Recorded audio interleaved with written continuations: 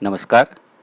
कक्षा 12वीं, विषय मनोविज्ञान, चैप्टर नंबर 3, बुद्धि। प्रिय छात्रों, इस चैप्टर में हमने पिछले वीडियो में बुद्धि की व्याख्या एवं स्वरूप की बात की थी। आज हम बात करेंगे बुद्धि के विषय में जो तरह तरह के आधुनिक अभिगम बने, उनमें से कुछ महत्वपूर्ण अभिगमों की बात करेंगे। तो दोस्तों, बुद्धि कोई एक तत्व या एक प्रकार की शक्ति नहीं है। बुद्धि अनेक प्रकार की बोधात्मक शक्तियों का समूह है। व्यक्ति के अपने पर्यावरण के साथ समायोजन का आधार उसकी बौद्धिक क्षमता पर है। जितनी ज्यादा बुद्धि, उतना ही व्यक्ति अपने इर्द गिर्द के पर्यावरण के साथ सरलता से समायोजन साध सकता है और अनुकूल स्थापित कर सकता है। इस बुद्धि के विषय में बहुत से मनोवैज्ञानिकों ने अनुसंधान किए, अध्ययन किए और अपने अपने दृष्टिकोणों के आधार पर मनोवैज्ञानिकों ने बुद्धि को अधिक गहराई पूर्वक समझकर उसके विषय में अभिगम प्रस्तुत किए। उनमें से कुछ महत्वपूर्ण अभिगमों की हम बात करेंगे, जिसमें 5 महत्वपूर्ण अभिगम हैं। पहला, स्पीयरमैन का द्विघटक सिद्धांत। दूसरा, स्टर्नबर्ग का त्रिपुटी सिद्धांत। तीसरा है गिलफर्ड का त्रिपरिमाणात्मक सिद्धांत। चौथा है गार्डनर का बहुविध बुद्धि का सिद्धांत। और 5वां जेपी दास का पास सिद्धांत। तो आज हम इन 5 सिद्धांतों में से 2 सिद्धांतों की बात करेंगे, स्पीयरमैन के द्विघटक सिद्धांत की और स्टर्नबर्ग के त्रिपुटी सिद्धांत की। आइए शुरू करते हैं। पहला, स्पीयरमैन का द्विघटक सिद्धांत। दोस्तों, ब्रिटेन के मनोवैज्ञानिक चार्ल्स स्पीयरमैन ने 1904 में बौद्धिक शक्ति के स्वरूप के बारे में सिद्धांत प्रस्तुत किया, जिसे द्विघटक सिद्धांत यानी कि 2 फैक्टर थियरी के रूप में जाना जाता है। दोस्तों, द्विघटक, द्वि मतलब 2, तो जिसमें 2 ही घटक महत्वपूर्ण होते हैं, ऐसा सिद्धांत। तो स्पीयरमैन के मतानुसार बुद्धि क्षमता मुख्य रूप से 2 घटकों से बनी हुई है। तो आइए समझते हैं कौन से 2 घटक हैं। तो पहला है सामान्य बोध तत्व, जिसे स्पीयरमैन ने जी फैक्टर यानी कि जनरल फैक्टर कहा है। और दूसरा है एस फैक्टर, विशिष्ट बोध तत्व यानी कि स्पेशल फैक्टर। इस प्रकार स्पीयरमैन ने 2 ही घटक बताए हैं बुद्धि के। एक तो सामान्य बोध तत्व है और दूसरा विशिष्ट बोध तत्व है, जिसे स्पीयरमैन ने जनरल फैक्टर और स्पेशल फैक्टर कहा है। तो आइए समझते हैं जनरल फैक्टर को। तो दोस्तों, जनरल फैक्टर में बुद्धि की ऐसी लाक्षणिकताएं आती है जो ज्यादातर जन्मजात होती हैं, यानी कि जन्म के साथ ही जो हमें प्राप्त होती है, उसके लिए हमें कोई विशेष प्रयास नहीं करना होता है। साथ ही ये ऐसी शक्ति होती है जिसे सामान्य मानसिक ऊर्जा शक्ति कहते हैं, और वह मानसिक ऊर्जा शक्ति सातत्यपूर्ण भी होती है। ऐसा नहीं होता कि वो कुछ समय हमारे पास रहती है और फिर कुछ समय खो जाती है। ऐसा नहीं होता, निरंतर वह शक्ति हमारे साथ रहती है, जिसका हम समय समय पर उपयोग कर सकते हैं। साथ ही यह जो जी फैक्टर है, इसमें वैयक्तिक भिन्नता दिखाई देती है। ऐसा नहीं होता कि हर व्यक्ति में हर प्रकार की शक्ति होती है। किसी एक व्यक्ति में एक प्रकार की सामान्य बुद्धि होती है, तो किसी दूसरे व्यक्ति में दूसरे प्रकार की सामान्य बुद्धि होती है। हर व्यक्ति में वह भिन्न भिन्न स्वरूप में होती है। ऐसा नहीं होता कि सब लोगों में ये सामान्य शक्ति एक ही जैसी हो। इतना ही नहीं दोस्तों, जिस व्यक्ति में ये जनरल फैक्टर यानी कि सामान्य बुद्धि क्षमता अधिक होती है, वह अपने जीवन में अधिक सफल होता है, क्योंकि ज्यादातर जीने के लिए हमें ये जो सामान्य लाक्षणिकताएं होती है, या जिसको कहते हैं जनरल फैक्टर, उसकी ही ज्यादातर आवश्यकता होती है। और वह जन्मजात है इसलिए, क्योंकि बाकी सारी शक्तियां तो हम अध्ययन से या शिक्षा से प्राप्त कर सकते हैं, किंतु ये जन्मजात है। इसीलिए जिसके पास ऐसी जन्मजात सामान्य बुद्धि क्षमता होती है वह अपने जीवन में दूसरों के तुलना में ज्यादा सफल हो सकता है। तो ये हुई जी फैक्टर यानी कि सामान्य बोध तत्व की बात।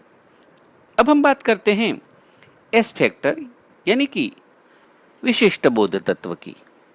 दोस्तों, जैसे सामान्य बोध तत्व जन्मजात है, तो जो विशिष्ट बोध तत्व है वह जन्मजात नहीं है, वह संपादित है। हम जिस पर्यावरण में, जिस परिस्थिति में हम विकसित होते हैं, वहां हम शिक्षा द्वारा उसे संपादित करते हैं या अनुकरण द्वारा सीखते हैं। और इस प्रकार से ये जो स्पेशल फैक्टर है यानी कि जो विशिष्ट बोध तत्व है उसे हम बाद में भी प्राप्त कर सकते हैं। साथ साथ इसमें यह भी होता है कि एक ही व्यक्ति में अलग अलग प्रकार की जो प्रवृत्तियां होती है उसमें एस फैक्टर में विविधता दिखाई देती है। यानी कि एक व्यक्ति किसी एक प्रवृत्ति में विशिष्ट होता है तो किसी दूसरी प्रवृत्ति में वो विशिष्ट नहीं हो सकता है, क्योंकि उसमें रुचि का भी थोड़ा स्थान रहता है। जिसमें रुचि होगी उसमें वह और आगे बढ़ सकता है और बड़े अच्छे से उसमें अपना बुद्धि का विकास कर सकता है।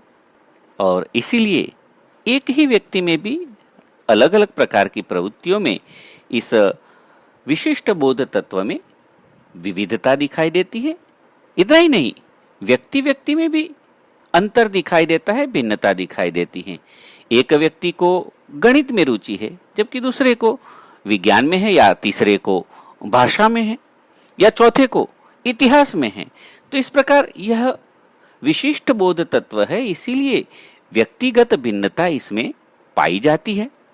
साथ साथ एक ही व्यक्ति में भी एस फैक्टर के जो विविध पहलू है उसमें प्रमाणात्मक अंतर भी दिखाई देता है।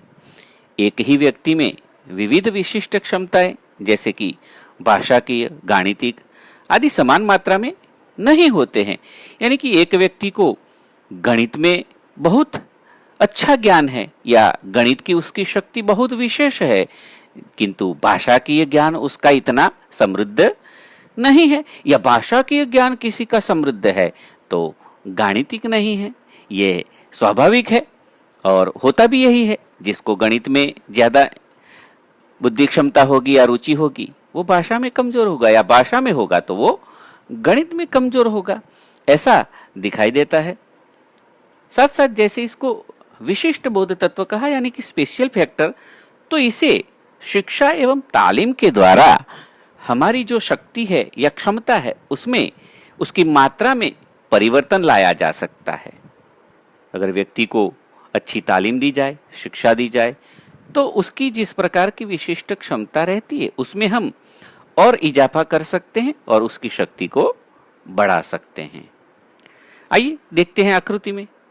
दोस्तों देखिए, एक बड़ा वर्तुल है यानी कि वह जी फैक्टर है यानी कि सामान्य बोध तत्व है।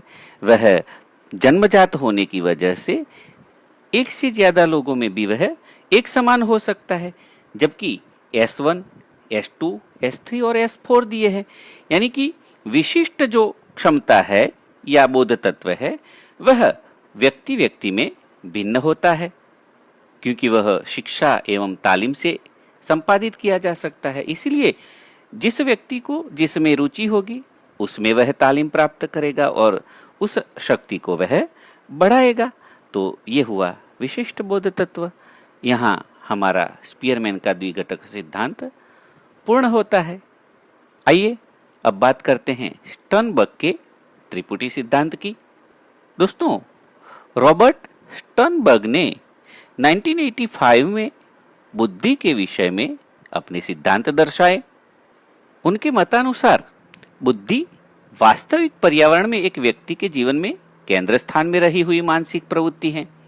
1990 में स्टर्नबर्ग ने अपने सिद्धांत का नाम बदलकर थ्योरी ऑफ सक्सेसफुल इंटेलिजेंस यानी कि सफल बुद्धि का सिद्धांत ऐसा कर दिया, जिसमें उन्होंने बुद्धि के 3 पहलू दर्शाए हैं और इसीलिए इसे स्टर्नबर्ग का त्रिपुटी सिद्धांत भी कहते हैं। तो आइए स्टर्नबर्ग ने बुद्धि के कौन से 3 पहलू दर्शाए हैं उसकी बात करते हैं। पहला है घटकीय बुद्धि, दूसरा अनुभवजन्य बुद्धि और तीसरा है संदर्भगत बुद्धि। हम बारी बारी से इन पहलुओं को समझते हैं। सबसे पहले घटकीय बुद्धि।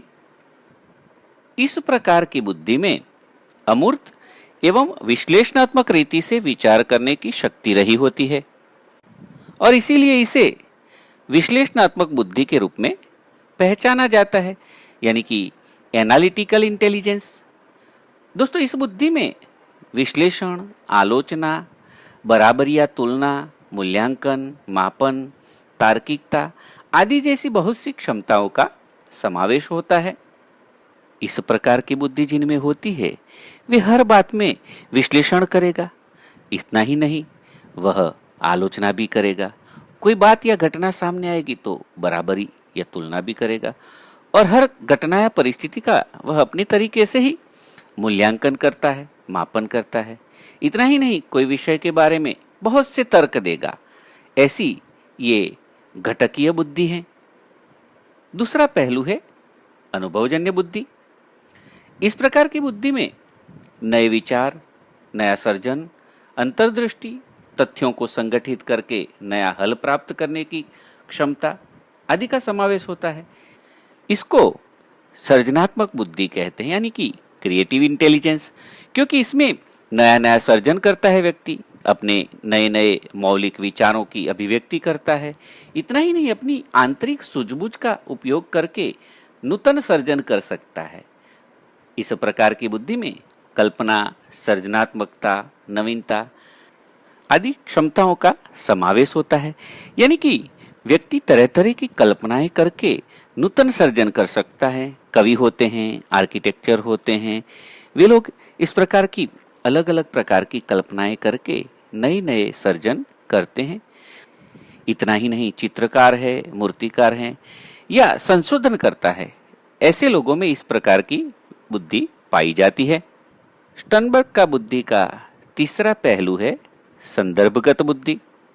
दोस्तों, इस प्रकार की बुद्धि में व्यावहारिक जीवन में पर्यावरण के संदर्भ में बदलती परिस्थिति के साथ अनुकूलन स्थापित करने की क्षमता विशेष होती है। यानी कि हम जिन परिस्थितियों में, जिस माहौल में हम रहते हैं, जीते हैं, पलते हैं, बढ़ते हैं, विकसित होते हैं, उसमें अनुकूलन स्थापित करने के लिए इस प्रकार की बुद्धि बड़ा ही महत्वपूर्ण स्थान रखती है। इस प्रकार की बुद्धि के द्वारा व्यक्ति अपनी कमजोरियों की क्षतिपूर्ति करके पर्यावरण से अधिक लाभ प्राप्त कर सकता है। इतना ही नहीं, परिस्थितियों को परिवर्तित करने की क्षमता भी रखता है। इस प्रकार की बुद्धि को व्यावहारिक बुद्धि के रूप में पहचाना जाता है, यानी कि प्रैक्टिकल इंटेलिजेंस। दोस्तों, इस प्रकार की बुद्धि वाले जो लोग होते हैं वे सरलता से लोगों के साथ घुल मिल जाते हैं और हर परिस्थिति में से लाभ प्राप्त कर सकते हैं। किसी भी परिस्थिति में वह एडजस्ट हो जाते हैं। ऐसे लोगों को प्रैक्टिकल भी कहते हैं। तो ये हुई संदर्भगत बुद्धि। तो इस प्रकार स्टर्नबर्ग का जो त्रिपुटी सिद्धांत है उसमें 3 प्रकार की बुद्धि की बात की गई है। घटकीय बुद्धि, जो हर परिस्थिति या घटना का विश्लेषण और मूल्यांकन करने की क्षमता रखती है। दूसरी है अनुभवजन्य बुद्धि, जिसमें नए नए तरह तरह के सर्जन करने की क्षमता होती है, शक्ति होती है। और तीसरी संदर्भगत बुद्धि, जिसे व्यावहारिक बुद्धि कहा, यानी कि हर परिस्थिति में अनुकूलन स्थापित करने की क्षमता और परिस्थिति से लाभ प्राप्त कर सकने की क्षमता। तो यहाँ स्टर्नबर्ग का त्रिपुटी सिद्धांत भी पूर्ण होता है। मैं आशा करता हूँ कि स्पीयरमैन के द्विघटक सिद्धांत और स्टर्नबर्ग के त्रिपुटी सिद्धांत को आप लोगों ने अच्छे से समझा होगा। अगले वीडियो में हम बात करेंगे बाकी 3 सिद्धांतों के बारे में। आज इतना ही। नमस्कार। सबका मंगल हो।